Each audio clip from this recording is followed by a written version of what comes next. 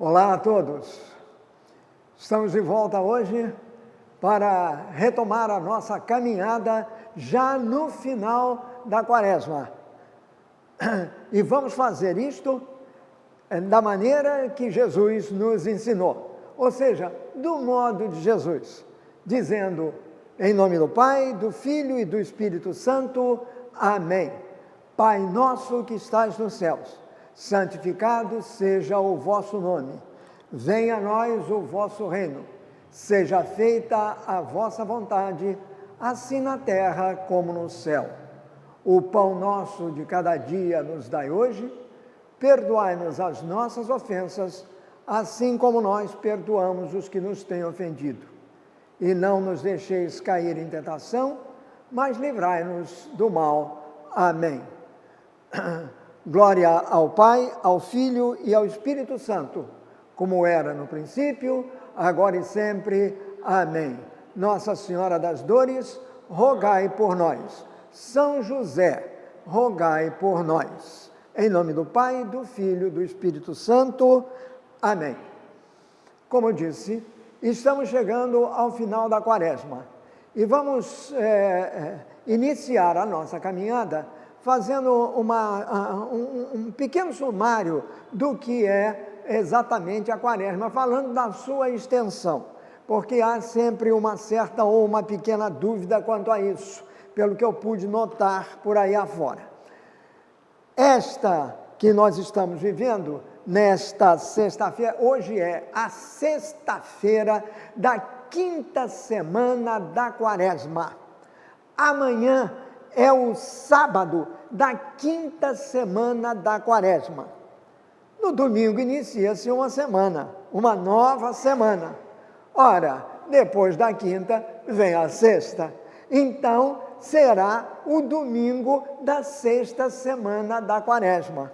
Só que este domingo da sexta semana da Quaresma tem um nome. Se chama Domingo de Ramos, porque com ele se inicia a Semana Santa, o que nós chamamos de Semana Santa, cujo ponto fundamental para a nossa fé são as celebrações que ocorrerão a partir da quinta-feira. Então, quinta, sexta, sábado e depois domingo é o coroamento de tudo, quando nós temos na quinta-feira a chamada Quinta-feira Santa, a sexta-feira da Paixão e o sábado da Vigília Pascal, que leva exatamente à ressurreição de Cristo. Então, o que nós vamos celebrar nesta Semana Santa, mas especificamente a partir de quinta-feira, é exatamente o Tríduo Pascal. Esse é o ponto maior. É nele que nós fazemos memória, isto é, trazemos do passado para o presente o que aconteceu lá para atualizá-lo e vivificá-lo nas nossas vidas. E o que nós vamos vivificar nas nossas vidas? A paixão, a morte e a ressurreição de Jesus. Este é o ponto central da nossa fé. Esta é a celebração mais importante do ano litúrgico. Não é o Natal, é a Páscoa do Senhor.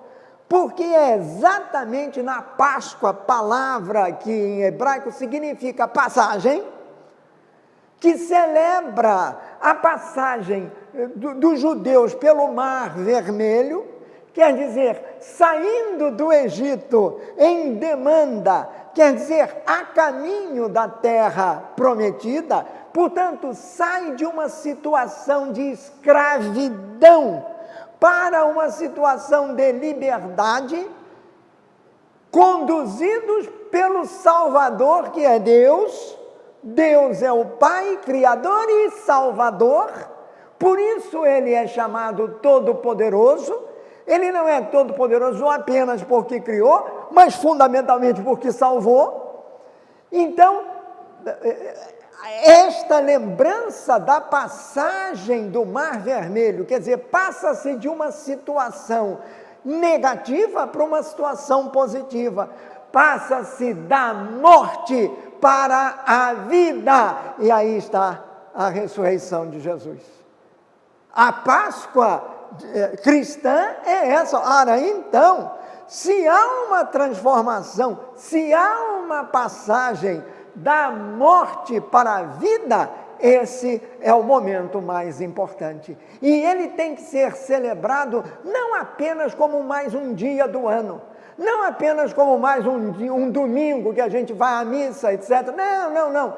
Ele tem que ser celebrado intensamente, mais do que isso. Ele tem que ser vivenciado a cada dia da nossa vida.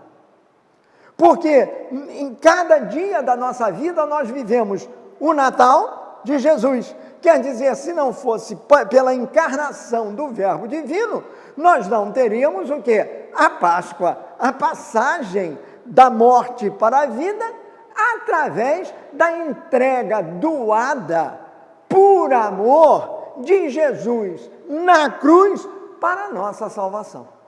Então é isso que se celebra agora, que começa a ser celebrado, esse grande mistério, que é o mistério pascal de Cristo, que a gente começa a celebrar, isto é, a fazer memória a partir de quinta-feira. Então, voltando novamente ao que nós estávamos falando lá no início, a quaresma tem um período, ela se estende da quarta-feira de cinzas,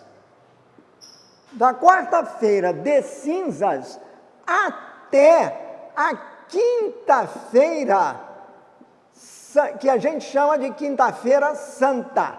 Portanto, a quaresma dura esse período. A extensão da quaresma é essa. Ora, domingo que vem é antes da quinta-feira e dá início a uma nova semana. Então, na realidade, a quaresma se estende por 6 semanas, o equivalente àqueles 40 dias que Jesus passou no deserto fazendo jejum, ao término do qual ele foi tentado pelo demônio.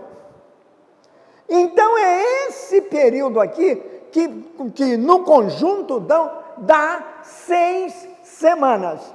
Por isso é que na liturgia das horas, aquelas orações que a gente reza diariamente, as orações oficiais da igreja para cada dia do ano, então, por isso é que a rubrica, a indicação da segunda-feira que vem, quer dizer, hoje é sexta, vem o domingo, que é o de Ramos, no dia seguinte, não se chama segunda-feira de Ramos, chama-se segunda-feira da sexta semana da quaresma.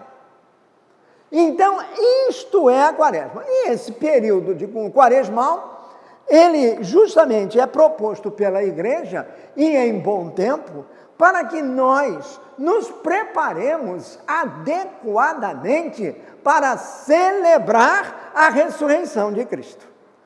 Porque, embora nós iremos nos concentrar mais para frente, não é? Naquele momento da paixão de Cristo, da paixão, quer dizer, da sua morte, do seu sepultamento, do seu sofrimento anterior, isso é paixão é esse conjunto.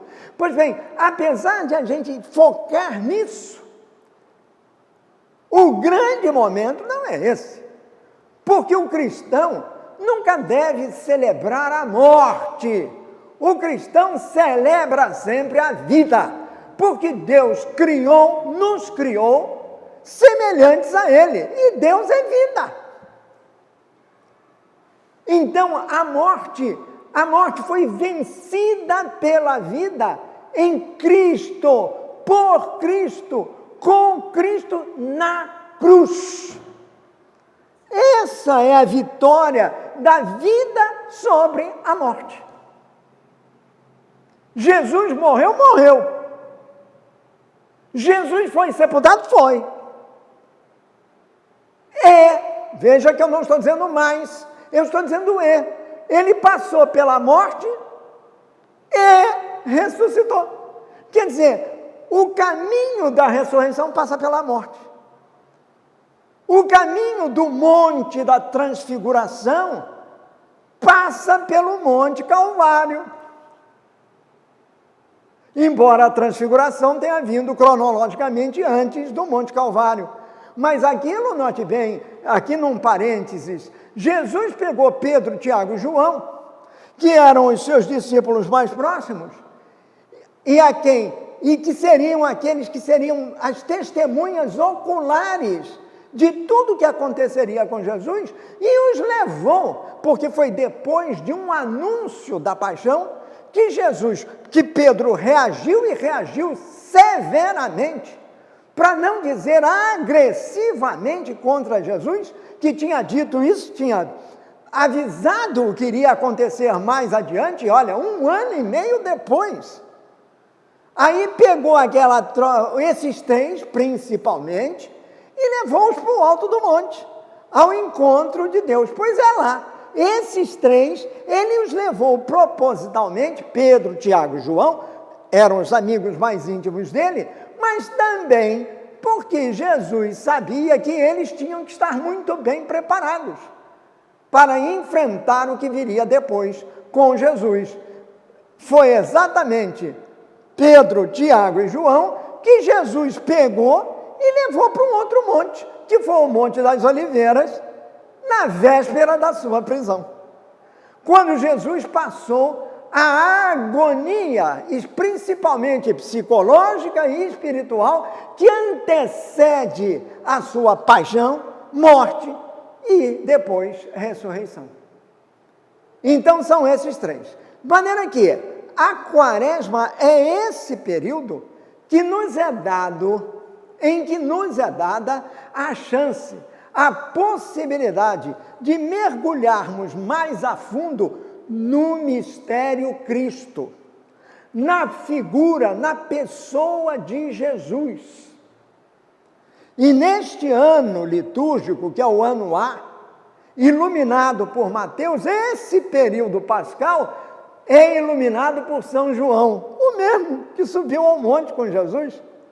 É iluminado por São João, e a partir de São João, que nós vamos observando os sinais que Jesus ia dando da sua divindade, da sua messianidade.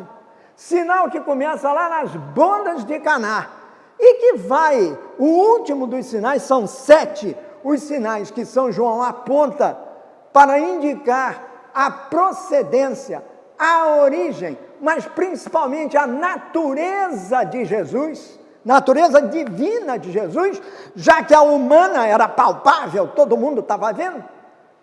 Então, o primeiro sinal é dado nas bodas de Caná, quando Jesus transforma o quê? A água em vinho. Isso já é uma projeção, e para usar uma expressão cinematográfica, um trailer do que iria acontecer na Quinta-feira Santa, quando Jesus institui a Eucaristia. Tomai e bebei, isto é o meu sangue. Ele transforma o vinho no sangue dele. Lá em Caná ele transformou a água no sangue. Mas água e sangue, 2 elementos que jorrarão do coração amantíssimo de Jesus, do Jesus pregado na cruz. Quando o centurião trespassa o coração de Jesus com a lança, jorram o quê? Diz São João, que estava lá ao pé da cruz. Jorram o quê? Água, que é o símbolo do nosso batismo, e o sangue, que é o símbolo da Eucaristia. Então, primeiro vem o batismo, e o sangue é a Eucaristia, pois a Eucaristia não é apenas alimento, é a água viva que jorra do coração de Jesus e na qual nós, cristãos, católicos somos realmente batizados. Jesus fala disso. É o batismo no sangue de Jesus. Descido, jorrado, derramado na cruz por nós, para a nossa salvação. É isso que nos redime, é isso que apaga o nosso pecado. Então isso tudo é celebrado, tudo isso, faz-se de tudo isso memória, nestes dias que nós estamos próximos a viver. Então, a extensão da quaresma é esta. Esse período quaresmal nos levou a isso. Esses sinais, especialmente este ano, repito, em que os evangelhos dos domingos focaram todos, foram tirados de São João. É a história da samaritana, da cura do cego de nascença, etc. Um dia ainda passamos por isso. É para entender o que Jesus estava querendo mostrar. Porque parece que até hoje, passados 21 séculos, só o cego de nascença entendeu o que é que Jesus é luz. Só a samaritana entendeu que Jesus é água viva. Nós, 21 séculos depois, com todo esse avanço tecnológico, somos tardos para compreender. Parece que aquela povo de cabeça dura de que fala o Antigo Testamento continua a existir. E não estou falando de ninguém, não, eu estou falando de mim. Por primeiro. Mas felizmente temos este momento em que a gente pode meditar um pouquinho mais sobre esses fatos. Muito bem, chegamos, portanto, no domingo, que é o domingo que vem. Trata-se de um domingo de duas memórias. Memórias é o acontecimento passado que a gente traz para o presente. Ou seja, a gente atualiza, não é moderniza, é o mesmo acontecimento, mas que aconteceu, já aconteceu no passado, mas é revivido no presente para nos indicar um caminho, que é o caminho que vai levar à ressurreição de Cristo, a sua paixão, morte e ressurreição. Eu me lembro do Padre Mauro, que insistia muito nesse aspecto. Quando nós falarmos de Jesus, sendo ele até passionista, nem podia ser diferente, quando falar de Jesus, nós temos que falar de Jesus crucificado. Esse é o carisma de São Paulo da Cruz, o fundador da ordem. Jesus crucificado, mas é Jesus crucificado e ressuscitado. Essa ênfase dada pelo Padre Mauro, para mim, é inesquecível. O Jesus crucificado não anda sem o Jesus ressuscitado.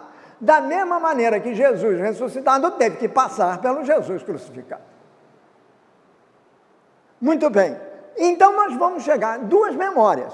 Então nesse domingo faz-se duas memórias. E este é um ponto que também é interessante a gente observar. Porque muitas vezes isso passa batido. E não é não, ou não deveria ser. Quando eu digo que é um domingo de duas memórias, o que eu estou dizendo é que, na realidade, nós temos duas liturgias, quer dizer, ação de graça. Na primeira não existe a liturgia eucarística, mas existe a liturgia da palavra.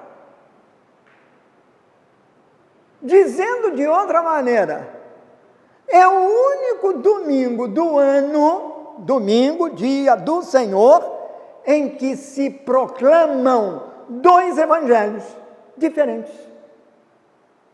Por quê? Porque nós temos duas memórias. Por quê? Porque nós fazemos memória, quer dizer, vivemos no momento presente uma coisa que aconteceu, duas coisas diferentes que aconteceram no passado. Mas uma atrelada à outra. uma dando partida à outra. Por esse motivo é que na liturgia da igreja, ou seja, vamos falar na missa desse domingo de Ramos, missa de verdade, aquilo que a gente entende como liturgia eucarística, ocorre dentro da igreja, no interior do templo. Mas existe uma cerimônia, existe uma memória que é feita fora do templo, necessariamente fora do templo, a menos que caia uma chuva desgraçada, como ontem, a menos que desabe o céu. E olha que já tem acontecido algumas vezes. Mas o que acontece simplesmente é que normalmente se faz uma celebração, uma memória do lado de fora do templo. Agora, tudo que se fala, tudo que se canta é fundamentado na palavra de Deus, que é o Evangelho. Então, se existe um Evangelho, é porque existe uma liturgia eucarística, isso no domingo. E só que esse Evangelho é proclamado do lado de fora. Aqui na nossa paróquia, para os que não conhecem, nós temos um pátio enorme e tem uma escadaria que conduz ao convento, onde moram os nossos amigos, os nossos irmãos sacerdotes e atualmente também os estudantes que estão aqui conosco. Pois muito bem, lá em outros tempos, essa cerimônia era celebrada aqui ao pé da escada. Então nós saíamos da escadaria, quer dizer, o Evangelho era proclamado ali, ao pé da escada. E aí o povo todo se dirigia em procissão, ramos nas mãos, abanando, cantando para a igreja. Então nós dávamos a volta e íamos à igreja. Hoje em dia, aliás, hoje não, já faz anos que isso foi estendido. Melhor, porque foi assim mesmo. Não é um pedacinho curto. Todavia, como é uma memória, uma lembrança, tanto faz. O que vale é o símbolo.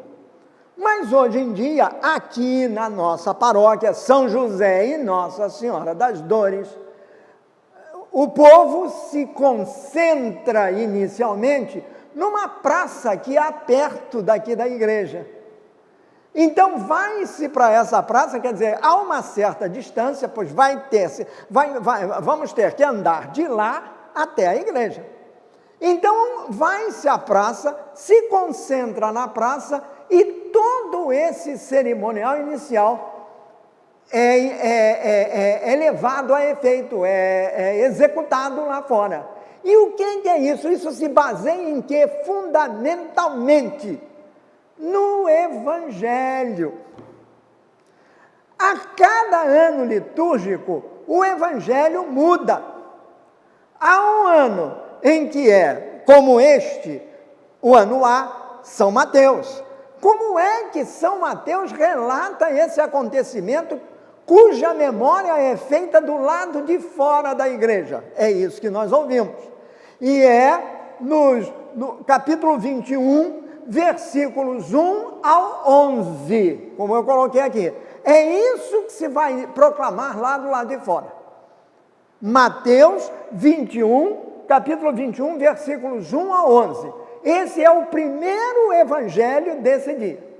Então, uma vez proclamado o evangelho, o sacerdote diz uma ou outra palavra, se for apropriado, e aí o povo sai em procissão, agitando os ramos que ele carrega na mão, e vem cantando, jubilosa e alegremente, saudando o rei que chega.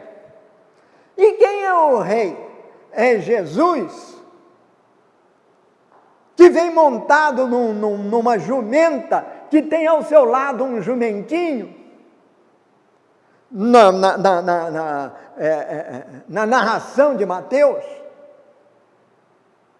Muito bem, então é Jesus que chega com o povo todo saudando a chegada dele. Antigamente, dizia-se que esse momento representava a entrada triunfal de Jesus em Jerusalém. Hoje em dia, prefere-se dizer a entrada messiânica de Jesus em Jerusalém. Porque o povo, na realidade, clamava o Messias, chamando, como diz o Salmo 117, 118, Hosana ao filho de Davi, Hosana àquele que vem em nome do Senhor. E este salmo indica também, é o que se canta do lado de fora, canta-se esta passagem do salmo, estes versículos do salmo, ramos na mão, ramos nas mãos, o povo aclama o seu rei, o rei da glória, o herdeiro, o descendente de Davi. Hosana àquele que vem em nome do Senhor, Hosana ao filho de Davi. É isso que vai ser cantado por aí por fora. Isso é tirado exatamente do Salmo 117, 118 na Bíblia hebraica. São 2, 3 versículos, são fundamentais, porque eles indicam exatamente, olha, o Salmo é do Antigo Testamento, então já está falando de alguma coisa que viria muito depois. Quer dizer, já é uma projeção sobre Jesus. Ora, quando Jesus entra em Jerusalém, o povo espontaneamente o recebe como rei. E o recebe como rei cantando o quê? O Salmo 118. Que é um salmo real nessa parte, porque se refere à chegada do rei. Ora, isso liturgicamente é feito fora da igreja. Aí o povo entra na igreja. O que deveria acontecer, e aconteceu num certo período do passado, aqui na nossa paróquia, era o seguinte: há um portão, uma porta de madeira que separa a escadaria do interior do templo. Quer dizer, há uma entrada primeiro. Não é? Digamos, é a porta de entrada, há um espaço. Essa porta deveria, a procissão chegando, subindo pela escada, é evidente que tem uma escadaria lá, essa porta deveria estar fechada. Na hora da chegada da procissão, alguém comandando a procissão, o mestre de cerimônias, etc., bateria com um cajado que representa justamente Jesus a caminho, bateria com um cajado na porta e a porta seria aberta. E aí o povo entraria na igreja. Quando todo mundo estivesse acomodado, aqui faz-se assim, aliás, em todas as igrejas faz-se da mesma maneira, o povo continua cantando alegremente. Lá fora, geralmente, não tem música, só tem o canto a capela, quer dizer, cantar um salmo por ele, somente o salmo, sem música. Mas quando entra na igreja, aí entra a música, entra tudo. Muito bem, porque é um momento de júbilo. Pois bem, quando chega ao final, cessa a cantoria referente àquele evangelho anterior, aquele que foi lido lá fora. Cessa a cantoria, abaixam-se os ramos e aí se inicia a segunda memória do dia, a missa propriamente dita, a liturgia eucarística. O domingo, que era de Ramos, a gente chamava de domingo de Ramos, quer dizer, fora, é domingo de Ramos. E dentro do templo, no templo, passa a ser o domingo da paixão do Senhor. Por paixão, a gente indica também a sua morte e a ressurreição. Muito bem, passa a ser o domingo da paixão. Então, qual é o título oficial, qual é a rubrica oficial desse domingo que nós chamamos de Ramos?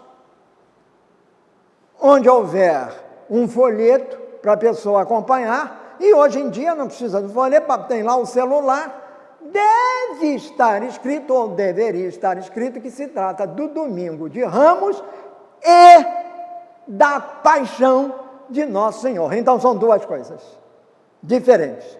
Por isso é que no corpo da missa, na liturgia da palavra desse domingo, é proclamado o evangelho do evangelista da ocasião, no caso São Mateus, que narra a paixão e a morte de Jesus.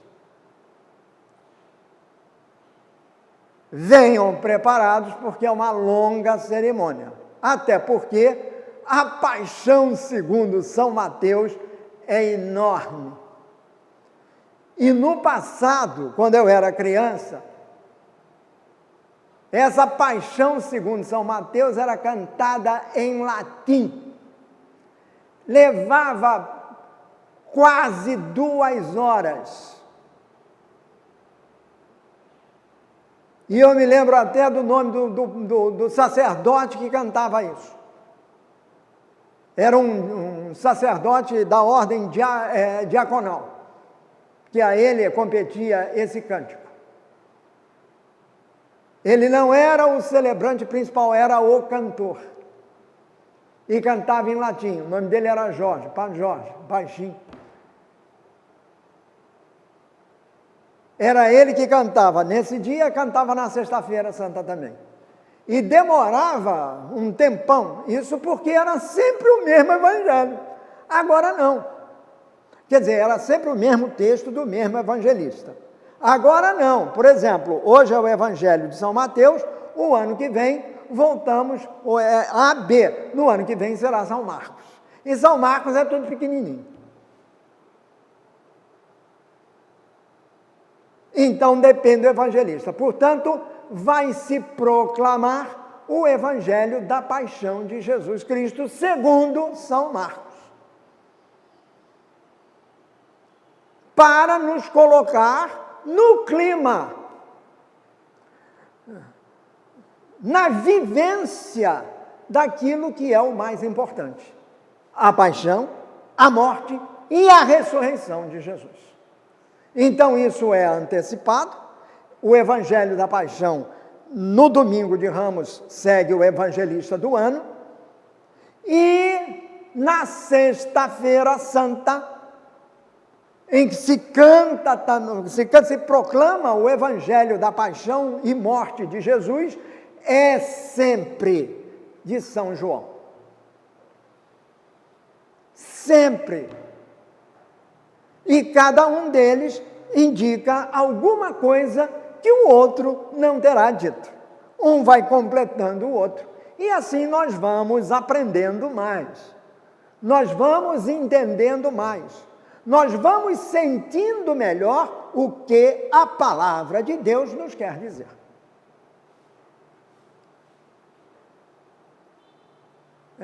Espero que esta longa digressão já nos ajude a vivenciar esse domingo de 2 memórias. O Evangelho da Paixão, a gente não precisa nem falar dele. Mas eu gostaria de tecer alguns comentários agora sobre o Evangelho lido primeiro. Aquele que vai ser proclamado lá na rua. Não sei se com chuva ou sem chuva, não sei. Mas é o que é proclamado do lado de fora, e que este ano, como já disse, é o Evangelho de Mateus, capítulo 21, versículos 1 ao 11. Eu gostaria de ir por partes. Vamos começar logo com os versículos número 1 e 2. Mateus, capítulo 21, versículos 1 e 2. Vamos entender o que São Mateus está querendo nos dizer, para que quando chegar a hora, nós possamos vivenciar esse momento. Diz São Mateus: quando Jesus e os seus discípulos eu estou fazendo a leitura como está no texto disto que se chama Bíblia, da Bíblia Sagrada, mas numa versão moderna. Aqui, nova tradução na linguagem de hoje. Por exemplo, antigamente não havia isso, mas hoje em dia, a cada década, ou passado algum tempo, atualizam o texto bíblico para uma linguagem que possa ser melhor entendida pelo povo. Acho que foi em São Paulo, a CNBB acaba de divulgar um texto aprovado pelo Vaticano, aprovado pelas autoridades eclesiásticas maiores, lá no Vaticano, para uso aqui no Brasil. Certamente é com uma linguagem atualizada. Mas há alguns outros. Por exemplo, existe a Bíblia de Aparecida, não foi traduzida agora, mas foi republicada agora. E com uma versão mais moderna, bem atualizada, feita realmente por um grande estudante das Escrituras, um grande estudioso das Escrituras, que eu até conheço pessoalmente, e é o autor dessa tradução muito bem feita. Ele é um padre redentorista, José Vidigal. É o padre Vidigal que serviu aqui na igreja de Santo Afonso, que é a nossa vizinha. Passou aqui há alguns anos, foi onde eu o conheci. E com ele mantive muitas vezes grandes conversas sobre a palavra de Deus. Muito bem, então há essa versão, mas as coisas vão sendo. Por isso é que nessa Bíblia que eu tenho em mãos, numa linguagem moderna, disse assim: quando Jesus e os discípulos estavam chegando a Jerusalém, passaram no povoado de Betfagé, que fica perto do Monte das Oliveiras. Então, entendendo, Jesus estava vindo da Galileia, do norte. Vamos ver se dá para entender assim. O norte, nós estamos aqui. Essa viagem do norte, lá da Galileia, do mar da Galileia, onde Jesus passou 2/3 da sua vida pública, ela podia ser feita assim, numa linha reta, saindo lá do mar da Galileia e chegando a Jerusalém, vinham numa linha reta. A outra maneira de fazer esta viagem era dando uma volta imensa, fazendo assim um semicírculo, um arco. Por quê? Para evitar a terra dos samaritanos. Nós falamos aqui no outro dia dos samaritanos. Então, os judeus que iam celebrar a Páscoa, e é época da Páscoa, os judeus e os peregrinos que chegavam, os romeiros que chegavam para celebrar a Páscoa em Jerusalém, que é mandatório, que é obrigatório, que vinham do norte, se fossem judeus vindo do norte, eles sempre evitavam passar pela terra dos samaritanos, ou seja, a Samaria. Aí eles faziam um contorno, faziam um detour, e vinham por um território chamado Pérea. Então, a Pérea, que fica a noroeste da Samaria, então a Pérea dá uma volta tremenda e leva diretamente à estrada que conduz a Jericó, de memória bíblica. Muito bem, Jericó é uma cidade situada a 700 metros, ou entre 300 e 700 metros abaixo do nível do mar. O mar está aqui, é o mar Mediterrâneo. Fica do outro lado, Jericó fica aqui embaixo. E as pessoas chegando a Jericó, e Jerusalém fica aqui em cima. Então tem que subir para Jerusalém. De qualquer canto que se chegue, sempre se sobe a Jerusalém. Por isso é que, no mais das vezes, os textos referem esse movimento. Jesus e os discípulos, Jesus e os apóstolos subiram a Jerusalém. E há uma música que é muito cantada em festas, não é? Em celebrações de Nossa Senhora, que diz: sobe a Jerusalém, virgem oferente sem igual. Sobe a Jerusalém, porque para Jerusalém é sempre uma subida, já que o templo fica no alto do monte. E o monte é exatamente o lugar onde Deus reside. Por isso é sempre um movimento de subida para Jerusalém, porque a gente sobe para Deus.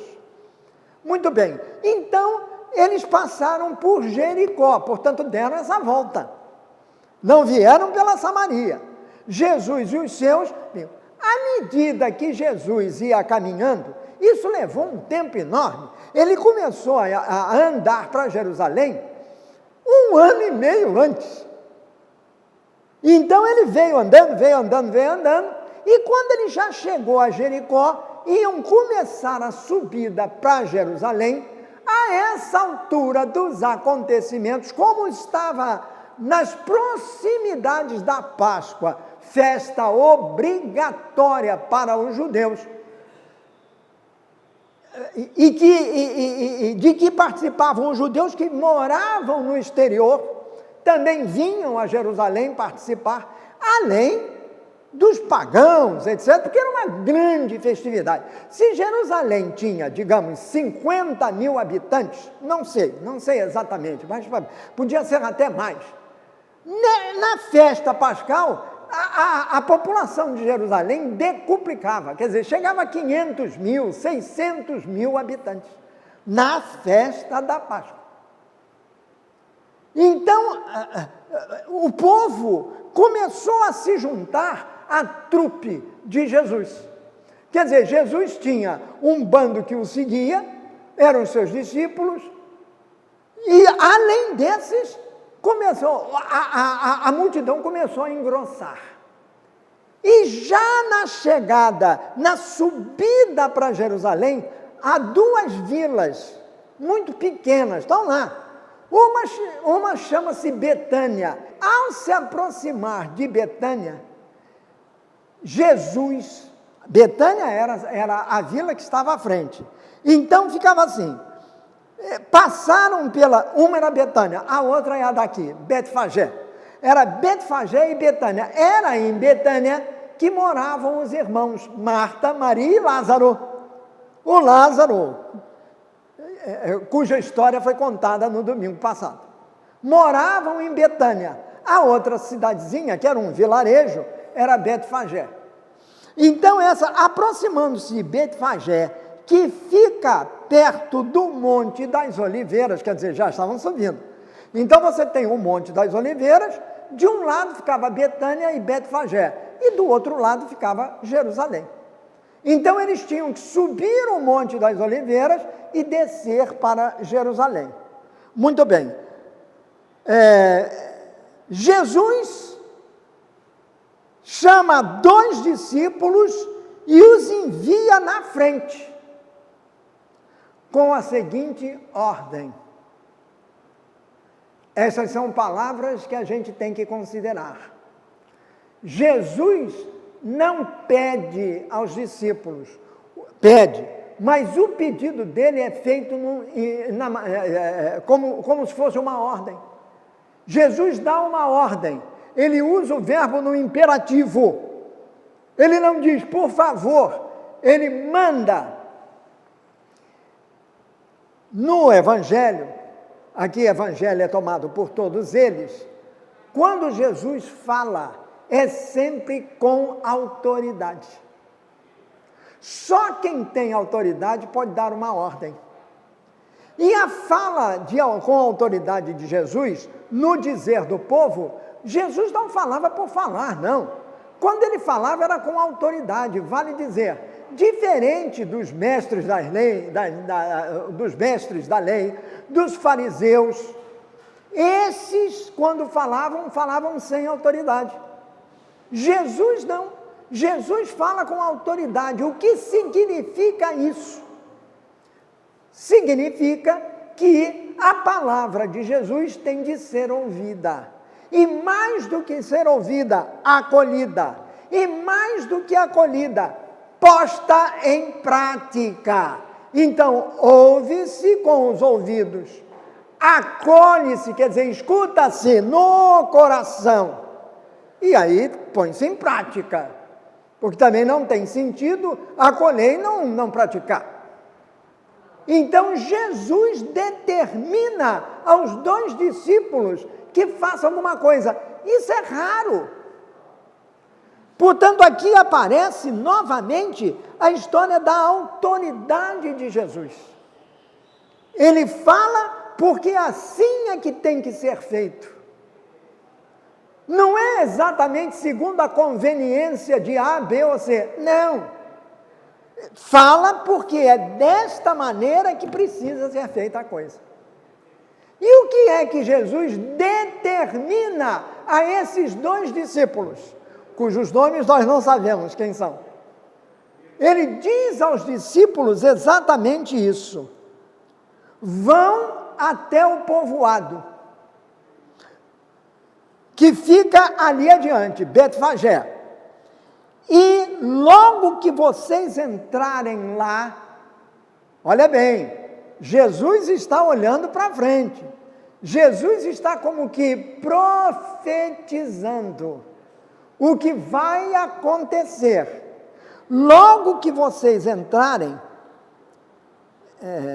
encontrarão uma jumenta presa a um jumentinho com ela. Quer dizer, vocês vão encontrar uma jumenta presa com o filhote dela, a cria dela.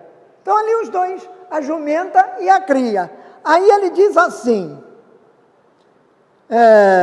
desamarrem-nos e os tragam aqui.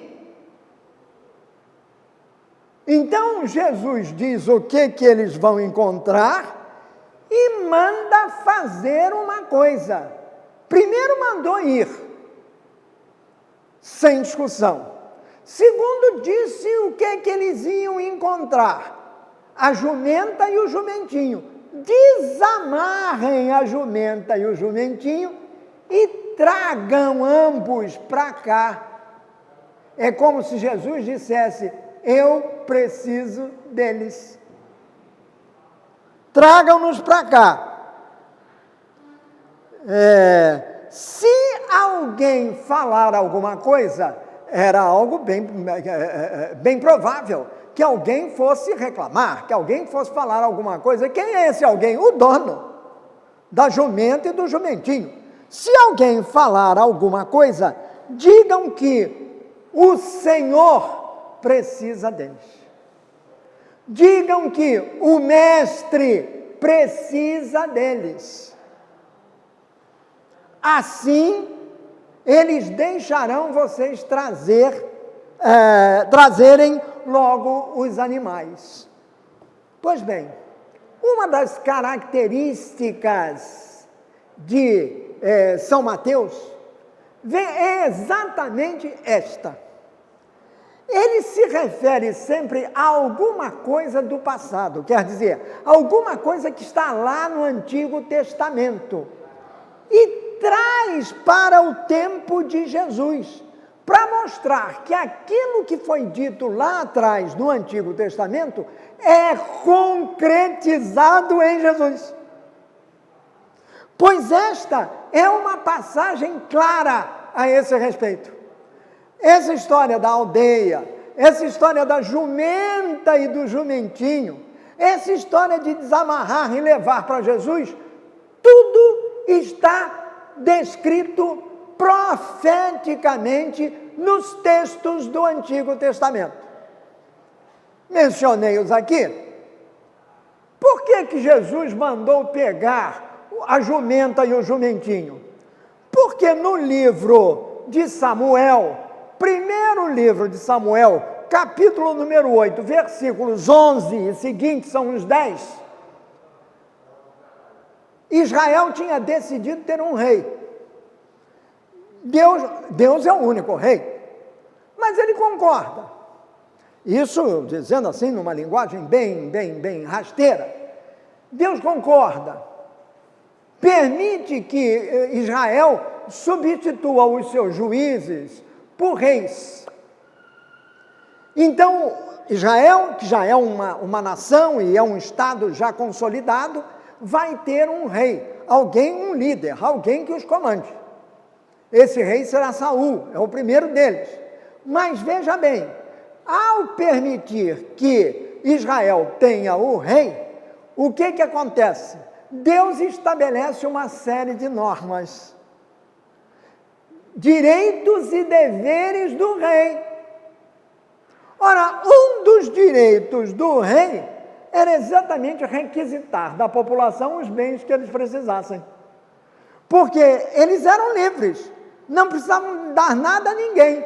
Mas já que querem um rei, então toda vez que o rei precisa dessa mesa, tem que dar a mesa. Claro que isso é uma imagem rasteira, mas preciso de um meio de transporte. Qual é o meio de transporte? Um jumento, então tem que dar um jumento. Então Jesus está, na realidade, citando uma passagem do Antigo Testamento, para embasar a ordem que ele está dando. Só que isso não está dito assim, mas está claro para quem conhece. E cumpre aquilo que é o objetivo de Mateus, ou seja, mostrar que o Antigo Testamento se concretiza no Novo Testamento. Mas não só. Jesus continua dizendo assim, depois de declarar isso, de falar do jumento a jumentinho, ele diz assim, vocês vão trazer, e diz São Mateus, isso aconteceu para se cumprir o que o profeta tinha dito. Já está aqui Mateus, repetindo exatamente o que eu acabei de dizer. Quer dizer, está numa promessa. E o que o profeta tinha dito? Tinha dito o seguinte, digam ao povo de Jerusalém. Na linguagem original não é essa não, é dizer a filha de Jerusalém. A filha, que não é filha de Jerusalém, é filha de Sião. Sião é o nome hebraico de Jerusalém. E a filha é o povo. Por isso, aqui foi traduzido como digam ao povo de Jerusalém. Agora seu rei está chegando. Ora, Mateus está indicando com isso que Jesus, determinando aos seus discípulos que trouxessem os jumentos, cumprindo o que tinha sido dito lá atrás no Antigo Testamento, uma passagem do Antigo Testamento, Jesus, e cumprindo o que disse Isaías, Jesus está se revelando efetivamente como rei. Ele indiretamente está dizendo, o rei sou eu, e por isso eu tenho o direito de requisitar o que eu quero, segundo as palavras do profeta. Digam ao povo de Jerusalém, agora o seu rei está chegando. Ele é humilde e está montado num jumento e num jumentinho. Está vendo aí por causa do jumento e o jumentinho? Filho da jumenta. O outro é filho da jumenta. Olha aqui, portanto, em Isaías já estava previsto isso. Que o rei viria e iria, conforme a autoridade que ele tinha, o direito que ele tinha, iria requisitar um bem de um terceiro para sua utilização pessoal. Cumpre-se o que disse Samuel, cumpre-se o que disse Isaías. Por isso Jesus apontou para lá. Muito bem. E mais? Além desses dois, a jumenta e o filhote são mencionados claramente em Zacarias, capítulo número 9, versículo número 9. Zacarias diz exatamente a mesma coisa. Deixa eu ver aqui. 9:9. Olha aqui. Alegre-se muito, povo de Sião, moradores de Jerusalém, diz a filha de Sião. Lembram disso? Cantem de alegria. O seu rei está chegando. Ele vem triunfante e vitorioso, mas é humilde e está montado num jumento, num jumentinho, filho de jumenta. Está aqui em Zacarias. Portanto, também aqui está. E finalmente, aqui nessa colocação, é a reação do povo. O povo...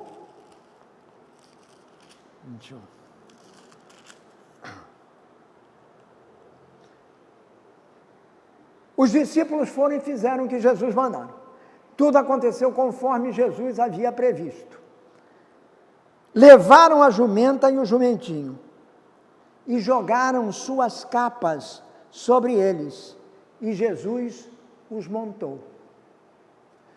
No segundo livro de Reis, capítulo número 9, versículo 13, há a descrição da entronização de um dos reis de Israel, chamado Jeú. Para saudar o rei, o povo tira os seus mantos e os colocam em cima dos cavalos, das mulas, etc., e também os estendem no chão,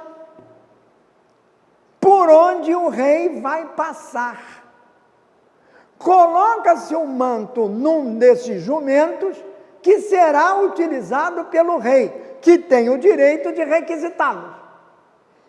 A colocação do manto no jumento, assim como o estendimento do manto no chão por onde o rei vai passar, é o que a gente chama de tapete vermelho, né, hoje.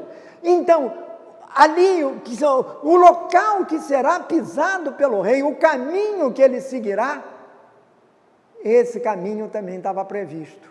O povo colocaria os mantos. Aí, o texto diz assim: da grande multidão que ia com eles, quer dizer, Jesus, levaram a jumento os ventinhos, jogaram as suas capas sobre eles, olha, tal qual está descrito lá atrás, e Jesus montou. Montou o quê? O jumento com a jumentinha. Quer dizer, a jumenta com o jumentinho. Montou-os. E ao montá-los, Jesus está indicando claramente que o rei é ele. O rei é ele. E tanto é que o próprio povo, ele já tinha dito, ele já tinha dado ordens, como se fosse rei. Ele requisitou uma propriedade alheia, direito de rei. Vai entrar na cidade montado na jumento. Diz a profecia que o rei entraria dessa maneira. Só que da grande multidão que ia com eles, grande multidão, então já tinha crescido muito. Estão chegando a Jerusalém, que alguns estendiam as suas capas no chão. Geralmente os judeus, evidentemente, que conheciam isso. Não seriam os gregos, os partos, os medos, que eram pagãos.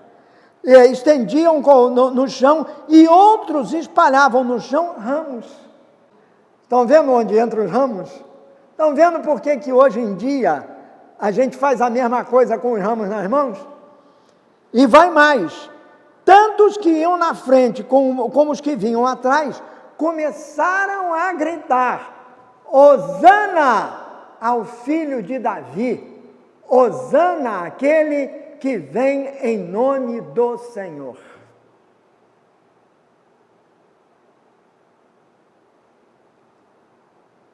Portanto, Jesus é rei. Jesus age com autoridade de rei. Jesus caminha como rei. Mas não precisou de arma para fazer isso. Não vem como um rei guerreiro de uma batalha no exterior.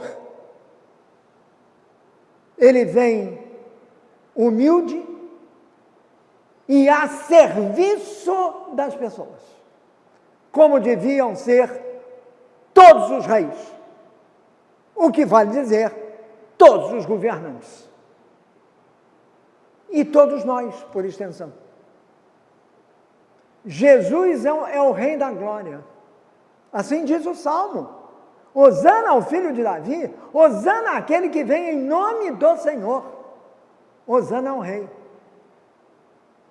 Jesus entra como rei, mas não é um rei conquistador, não é um guerreiro, não é um rei que tenha usado jamais de violência, muito pelo contrário. Todos os sinais que Jesus deu da sua realeza, atrelada à sua divindade, à sua messianidade, todos os sinais de Jesus foram sinais de paz, de solidariedade, de compaixão, de misericórdia, de perdão, de vida, não de morte. O que diria Jesus se baixasse aqui entre nós hoje em dia e visse essa mortandade que acontece todo dia lá em outros países, aqui também, em que um sujeito chega com uma arma, atira numa escola, mata um monte de gente. E tudo fica como está. Porque passa muito pouco tempo e temos um outro episódio semelhante. O que diria ao ver essa guerra absolutamente absurda que está acontecendo na Ucrânia? O absurdo está em que não se explica. Aliás, nenhuma guerra é explicável. Quando ela significa uma guerra de conquista. Para fins, muitas vezes, pessoais. Para satisfazer os caprichos do dirigente da ocasião. E o que dizer da guerra não guerreada? Ou não suficientemente combatida? Que nos leva, hoje, em 2021, ao absurdo de termos mais de 30 milhões de pessoas no Brasil morrendo de fome.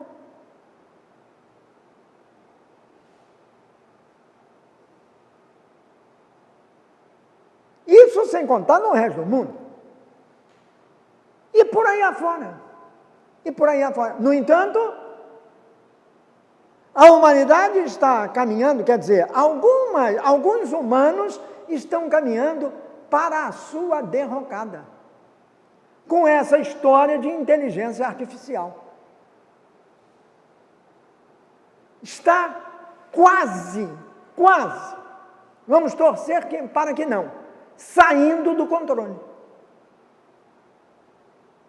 E no momento que sair do controle, a humanidade vai ser duramente atingida. Roguemos a Deus Pai Criador, ao Deus Filho Salvador, ao Deus Espírito Santo que nos conduz pelos caminhos de Deus, que ilumine ainda mais o caminho do homem, o caminho do ser humano, para que ele não se deixe levar pela palavra sedosa e fácil do demônio que está à espreita. Não esqueçam de que o demônio tentou Jesus, não é? Nas narrativas 3 vezes. Foram 3 as tentações no deserto, que abrange todo tipo de tentação.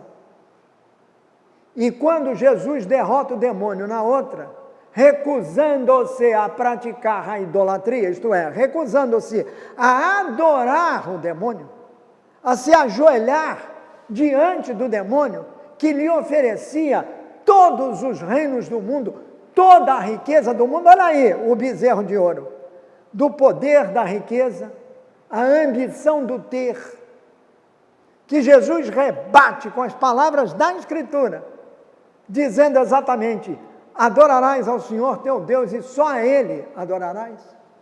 E manda o demônio se afastar, o demônio se afasta, batido, derrotado, porque ele sempre o será. Mas São Lucas, não São Mateus, que é o autor do texto lido este ano, no primeiro domingo da Quaresma, não Mateus, mas Lucas diz a mesmíssima coisa: o diabo se afasta por um tempo. Esse por um tempo abrange a eternidade. Porque ao lado do bem existirá sempre o mal. E o mal tem uma força tremenda, que o homem, com toda a sua capacidade de criar inteligência artificial, não bate.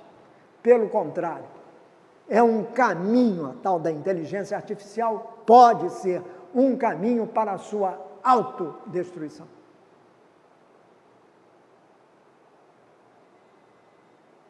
Por isso nós temos que... E por isso,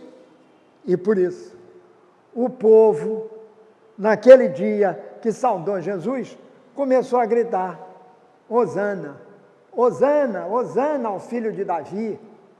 Com ramos nas mãos, seguiam o filho de Davi, a quem eles tinham proclamado rei, tinham considerado, tinham achado realmente que aquele ali era o rei, porque faziam tudo aquilo devido a um rei. E uma delas era Hosana. Acontece que a palavra Hosana é uma exclamação em hebraico, que é essa daqui, Hoshianá, Hoshianá, que significa o seguinte: socorro.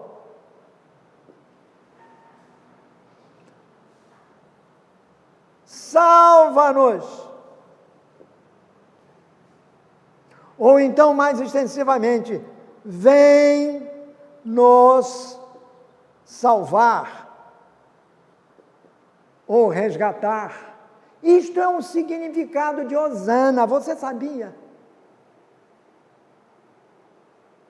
Isso está sendo gritado pelo povo.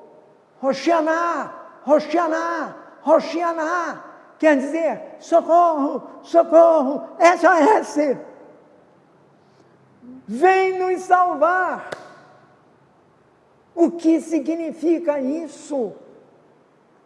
Significa que espontaneamente o povo encontrou em Jesus o único Salvador. Alguns certamente tinham conhecimento disso, porque tinham assistido, tinham sido presentes, tinham sido testemunhas dos milagres de Jesus, quer dizer, dos sinais reveladores da sua messianidade, da sua divindade. Por isso, eles, reconhecendo essa condição de Jesus, gritavam: Hosana, Hosana. Ou seja, vem nos salvar, vem nos salvar. Não sabiam o que estavam falando, mas espontaneamente expressavam aquilo que é a realidade de Jesus. Quando Gabriel apareceu a Maria, revelou-lhe, quer dizer, perguntou a ela se ela aceitava ser mãe do Salvador. Ele diz assim: tu terás um filho, ao qual darás o nome de Jesus, que significa o quê? Deus salva, Javé salva. Portanto, já o nome de Jesus é divino, foi dado do céu, porque o anjo fala em nome de Deus. O nome foi dado por Deus. Por intermédio de quem? De José, o pai legal de Jesus.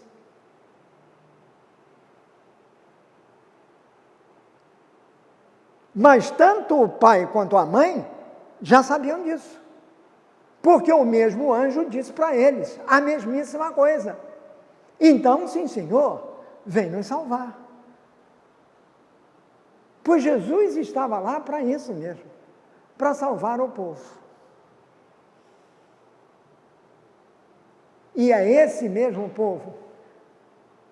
Isso tudo é feito, voltando ao nosso início, lá do lado de fora. Do lado de fora do templo. Quando eles estão chegando a Jerusalém. Ao entrarem no templo, ao se acomodarem, é o mesmo que a entrada na cidade de Jerusalém. Não passaria uma semana e inúmeros, muitos desses que estavam ali, começariam a gritar insuflados pelos sacerdotes, pelos homens da lei: crucifica-o, crucifica-o. É o mesmo povo.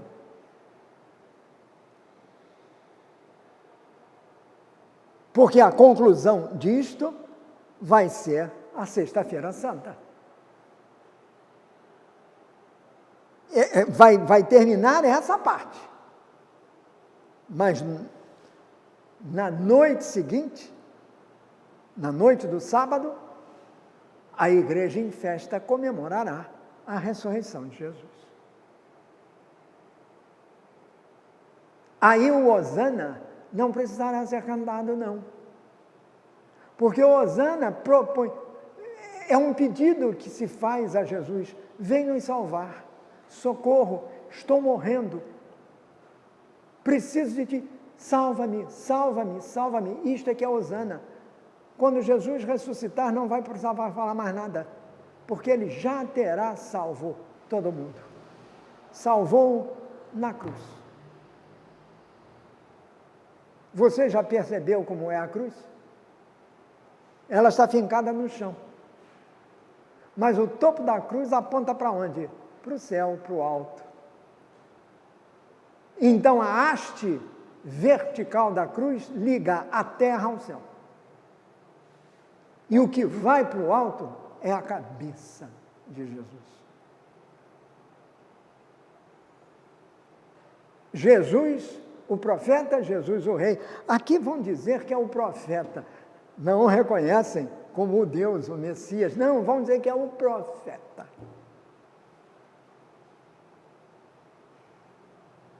Mas hoje nós sabemos quem é Jesus. E nós hoje queremos Jesus como nosso rei, sim. Mas um rei que se deixa conquistar pela bondade, pela misericórdia, pela solidariedade, pela compaixão, pelo amor. O verdadeiro amor. O amor ágape, grego, ágape, em português, que é o amor doado, o amor oblativo, o amor de entrega total de si pelo outro. É esse tipo de amor que Jesus vai mostrar na cruz. E que, em suma, é o amor de Deus por nós. Devo concluir. Não teremos condições de vivenciar a Páscoa de Jesus bem. Já tivemos a Quaresma para nos ajudar. Mas se nessa sexta semana da Quaresma nós não meditarmos um pouquinho sobre o que será celebrado no domingo, mas nem necessariamente dentro do templo, na hora da liturgia, da missa, que a gente chama de missa, mas isso foi dito lá fora, ninguém dá bola para isso que está aqui. Mas aí é que começou tudo. Foi na chegada messiânica de Jesus a Jerusalém. Não gosto realmente do título, embora tenha usado muitas e muitas vezes, porque foi assim que eu aprendi. Da entrada triunfal de Jesus em Jerusalém. Foi triunfal? Foi. Mas triunfal na humildade, no serviço, na doação. E tudo a partir daí, Jesus vai mostrar dessa maneira. Já mesmo na quinta-feira santa, cuja atenção se concentra na ceia pascal, na instituição da Eucaristia, certo? Mas São João nem fala da instituição da Eucaristia. Ele fala do lava-pés, porque o lava-pés tem um significado muito parecido com esse que nós acabamos de ver. É uma espécie de prelúdio para aquilo que constitui o verdadeiro mistério Cristo. É uma introdução à própria figura de Jesus Cristo, o Salvador.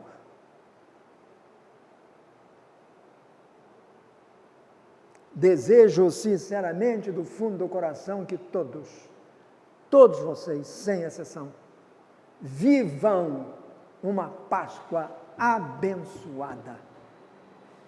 Não deem tanta bola para coelhinho nem ovinho, até porque esses ovinhos aí engordam.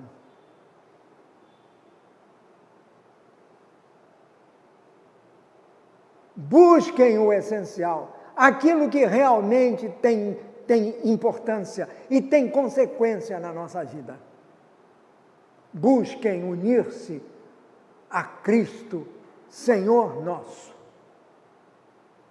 a fim de que, com Ele, por Ele e nele, a nossa Páscoa seja efetivamente a nossa ressurreição com Ele, já, agora, neste momento. Com efeito, Jesus morreu uma vez, ressuscitou uma vez para sempre. Ele está vivo e quer ficar vivo não apenas entre nós em comunidade, mas dentro de nós. É o que Ele quer. Eu também. E você? Certamente também.